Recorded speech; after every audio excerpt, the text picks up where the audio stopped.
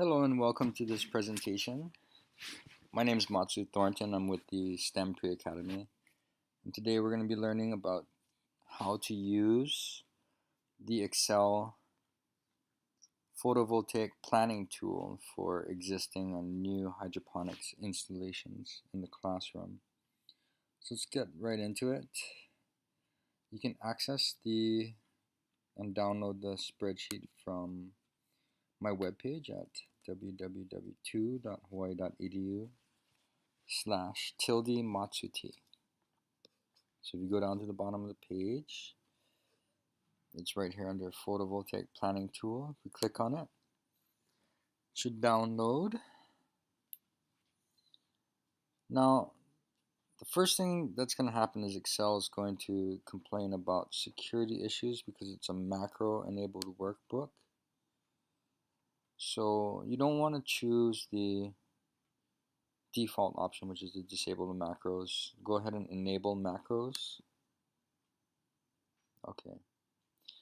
And it should open up to this instructions page where I have a brief description of how to use this spreadsheet and a flowchart. So the flowchart is clickable. You can click on any of these steps at any time and it'll take you to the relevant place in the workbook.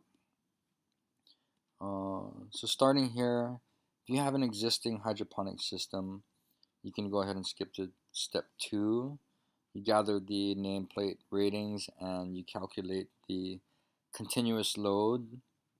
So for example, if you had your hydroponics pump on a 15-minute timer every hour, that means that you're only running it for 15 minutes out of every hour and your continuous load is only 1/4 of the load rating of that pump.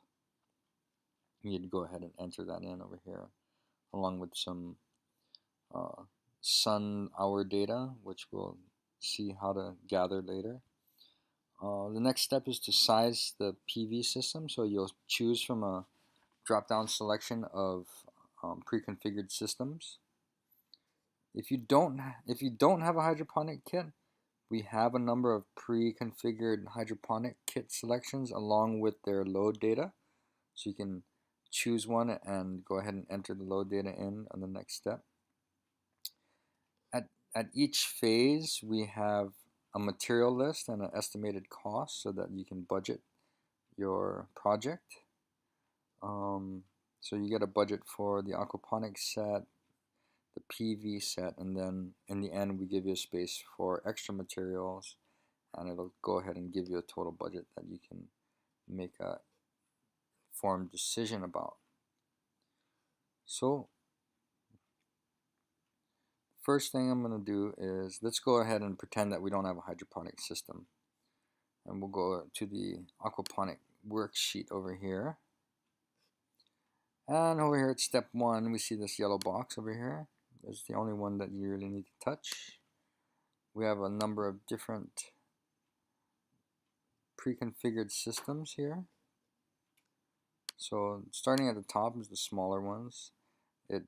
When you click on it, it populates the material list and gives you an output of the system characteristics. So Hydroponics 2 has a planter area of 4 square feet and a continuous load of 9 watts. They get a little bit bigger as we go down our list.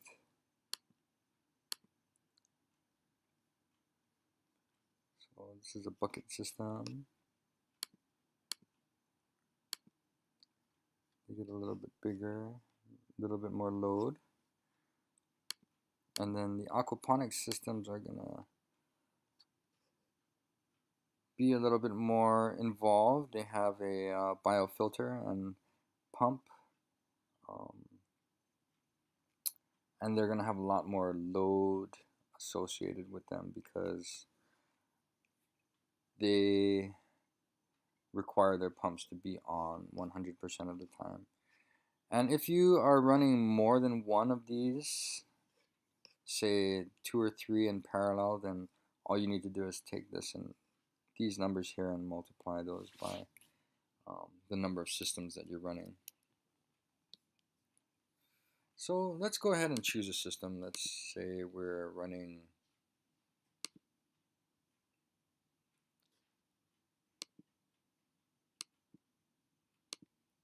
Aquaponics 1.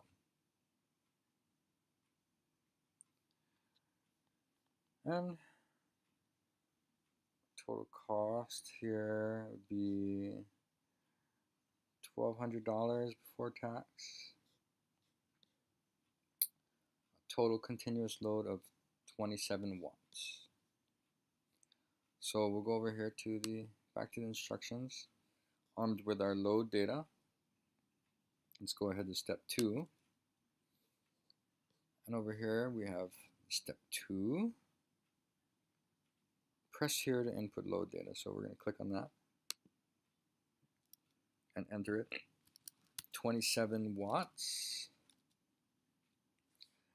Now we need to find the sun hours. So we can go to this website here where all of the solar insolation data is collected by the National Renewable Energy Laboratories. They collect data from NASA, National Oceanic and Atmospheric Administration, and other various resources.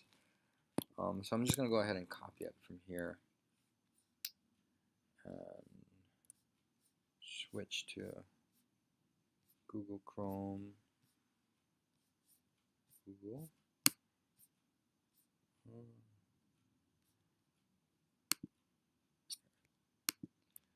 So let's go to the website.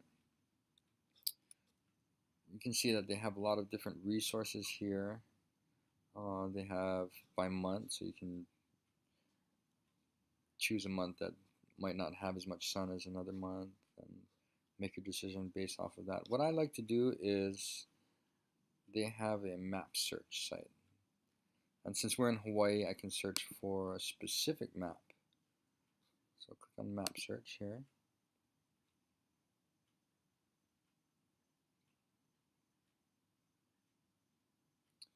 I'll go ahead to this search bar on the left and type in Hawaii. And I'm looking for solar PV data. I'm looking for Oahu.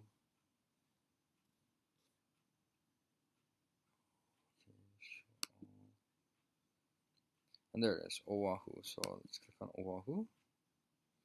Let's get a better image of this. And there it is. So this comes in 10-kilometer blocks of average solar data. So these are the sun hours here. I'll zoom in a little bit so we can see it better.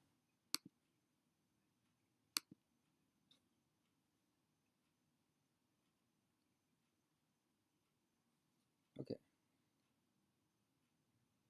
So we are in this area here, Honolulu, Manoa. So we're between 5.59 and 6.11. Let's go ahead and choose the lower number so we can be safe. So let's enter that in. 5.597. Okay. Now the derating factor is a number that you can use to account for all of the inefficiencies in your system. Generally 0.7 will work for most installations. If you really feel like you're using lower quality equipment, you can bump this number down a little bit, maybe to 0.6 to get a better safety margin on your installation. I'm going to go ahead and leave it at 0.7. Okay.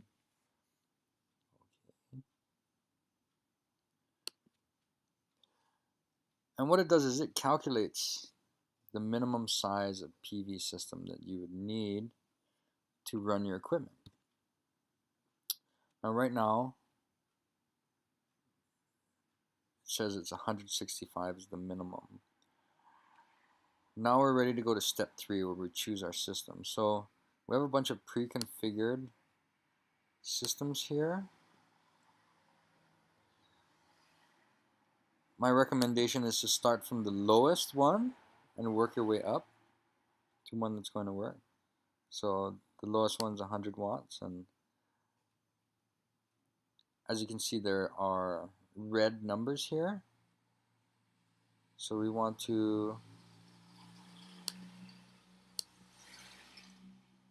go up the scale until we find one that's suitable. Okay, so it looks like 200 watts will be sufficient to run my system.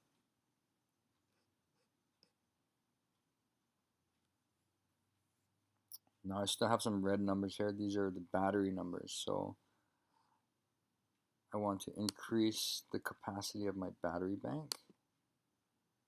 Let's go to 70. And I still have some red numbers in here. This means that I'm discharging it by 59%. I want to keep that number below 50 if possible. So let's try 105. And there we have a discharge of 39%. Battery should last about 4 years.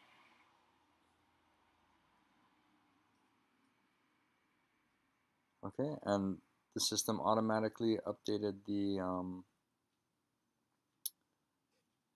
item list here, the 200 watt system with the relevant parts. And now we're ready to go to step 3. I mean step 4. So in step 4, it takes us to the final sheet where we can enter in any other types of materials we might need. Let's say I need 3/4 inch plywood.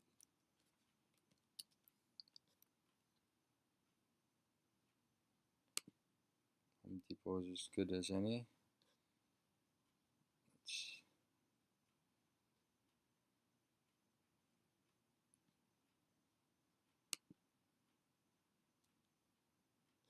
Okay, so here's some plywood. Let's go ahead and just document this for ourselves and say item number 3/4 plywood 5. The unit price was $19.98. Okay, so this sheet will take the total from your aquaponics worksheet, 100, total from your PV worksheet, and give you a total price of your system. And that's about the end of it. There are some extra things to take note of. If you want to customize this, you can go ahead and go into the part space and customize each of the systems. This is the list of parts for each of the pre-configured systems that we have, and if you feel like you need to, you can adjust these lists, but generally you won't have to. Another one is if you are installing your solar panels in a location where you feel like there is going to be less sun or there's going to be shading due to trees or buildings nearby, then you can adjust the number of sun hours, which will help you to take into account any types of problems such as that. So if we had our same system that required 27 continuous watts and we lowered our sun hours, let's say that there's a mountain that causes shade and we're right next to it, and I feel like maybe we're only getting 80% of our total sunlight. So we could go ahead and calculate what 80% of 5.9 sun hours is. 5.9, 5. Let's say it was 5.49.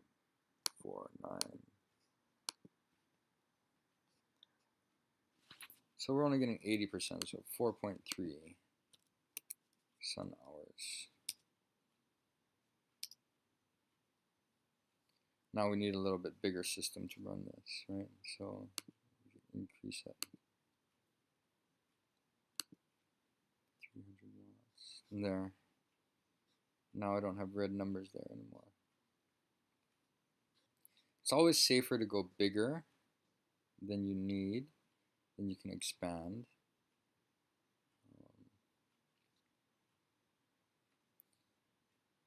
And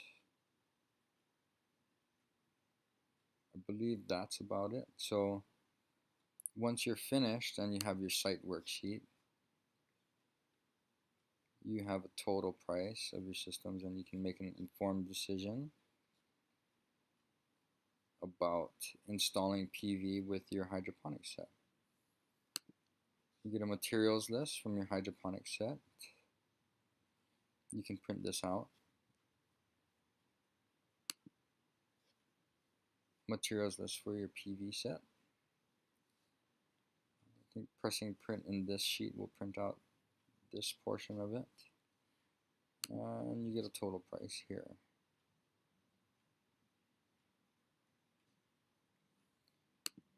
These extra numbers here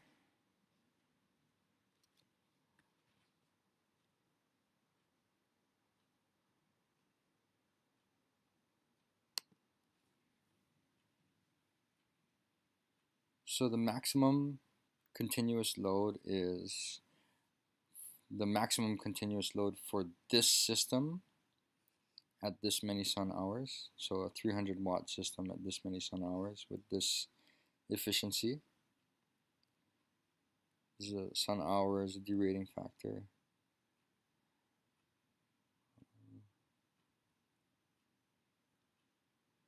So this is the amount of watt hour generation that you can be expected to create with your system every day. This is the amount of energy stored in the battery. You have 3 panels at 100 watts each. Maximum inverter load of 300 watts. You'll have 3 12-volt cells at 35 amp hours each, with a total of 105 amp hours. So your battery capacity becomes 1260 watt hours or 1.2 kilowatt hours.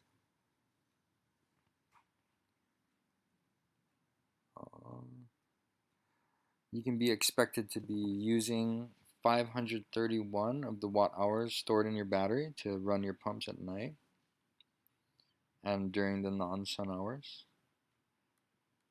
You should have 728 watt hours remaining in your battery bank, so you're draining it about 42%, leaving 58% in reserve.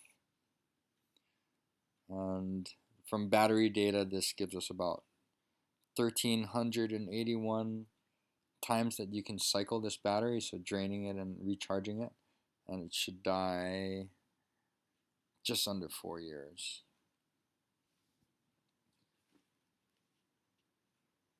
And that's about it.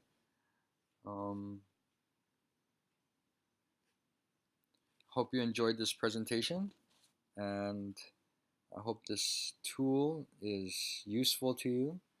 If you have any suggestions for improvement, please email me at matsut@hawaii.edu. I'll go ahead and type it right here. matsut@hawaii.edu. You can find it on my website, I'll probably be posting this video there as well. Okay, well, hope you enjoyed this presentation. Thank you.